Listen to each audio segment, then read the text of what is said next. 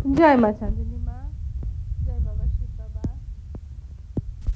देवी सर्वभूतेषु स्मृतिरूपेण संस्थिता। नमस्तस्यै नमस्तस्यै नमस्तस्यै नमो नमः। तो যখনই মায়ের কথা মনে পড়ে, মায়ের সঙ্গে ঘোরা ঘোরা জায়গার অ্যালবামগুলো বার করি। তো মায়ের সঙ্গে মা যখন তাজমহল দেখেছিলেন, খুব খুশি হয়েছিলেন। তো ওখানে যে আমাদের গাইড ছিলেন, উনি বিভিন্ন রকম গল্প বলছিলেন। তার মধ্যে ছোটোবেলা থেকে আমরা পড়েছি যে শাহজাহান তার ওয়াইফের জন্য এটা বানিয়েছিলেন, আর 20,000 কারিগর লেগেছিল, 17 বছরে তৈরি হয়েছিল এই তাজমহল। এবং এইটা স্মৃতিসৌধটা তৈরি হওয়ার পরেই উনি কারিগরদের হাত কেটে দিয়েছিলেন। তো এই পর্যন্ত ছিল আমার সীমিত জ্ঞান। তারপরে আমার সঙ্গে সুযোগ হলো ডক্টর সীমা বাবা, যিনি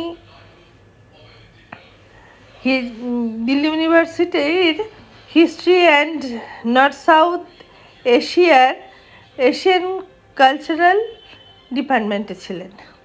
তো ওনার সঙ্গে কথা বলতে গিয়ে আমি জিজ্ঞেস করেছিলাম, আচ্ছা এটা কি সত্যিই ঘটনা?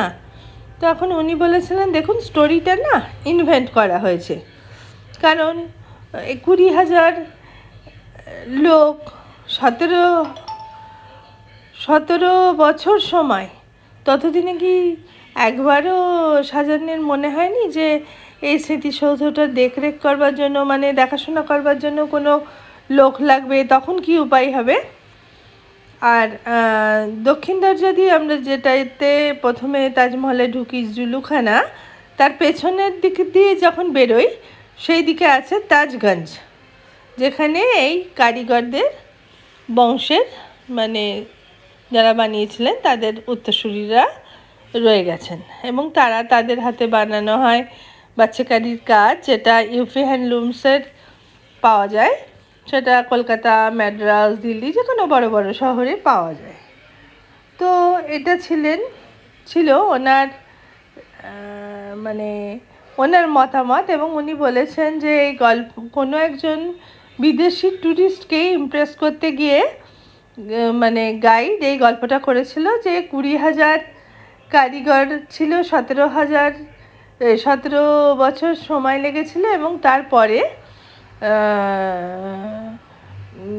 তাদের হাত কেটে দেওয়া হয়েছিল। উনি আরও বলেছিলেন আমাদের গল্প করতে করতে, আচ্ছা যে মানে শাহজাহান যে এইটা করেছিলেন, তার ভেতরে নাকি ইনসিকিউরিটি ছিল যে এরকম ইমারত যেন আর কেউ না করতে পারেন। তো সেই সময়ে সবথেকে বেশি ধনী এবং সবথেকে বেশি শক্তিশালী সম্রাট ছিলেন সম্রাট শাহজাহান। যে তার জন্য এই কথাটা ভাববার কোনো, তার এটা একদমই খুবই ভুল কথা উনি এইভাবে জানিয়েছেন। আমি জানি না সত্যি মিথ্যে কি, তবে এই গল্পটা আমি ভাবলাম আপনাদের সঙ্গেও শেয়ার করবার খুব ইচ্ছে করলো, যার জন্য করলাম। ঠিক আছে, খুব ভালো থাকবেন, আবার কথা হবে, দেখা হবে, নমস্কার।